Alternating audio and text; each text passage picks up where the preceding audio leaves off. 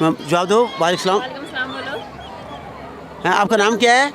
जैनब। क्या नाम है? जैनब। अच्छा जैनम। तो आप कौन सी क्लास में पढ़ती हैं? हाँ बताओ ज़रा। नहीं बढ़ती। स्कूल जाती है कि नहीं जाती? नहीं। हाँ, तो क्या करती रहती हैं आप? मामा पापा को तंग करती हैं? जी। अच्छा, तो आपसे मामा ज़्यादा प्यार करती हैं या पापा प्यार करते हैं, बताना ज़रा। मम्मा। मामा। तो पापा प्यार नहीं करते?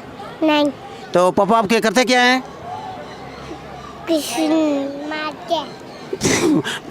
मामा पापा मारते हैं? अच्छा, तो घर में काम कौन करता है? मामा काम करती है, पापा काम करते हैं, बताना ज़रा। मम्मा। मामा। तो पापा क्या करते हैं? राम। क्या करते हैं?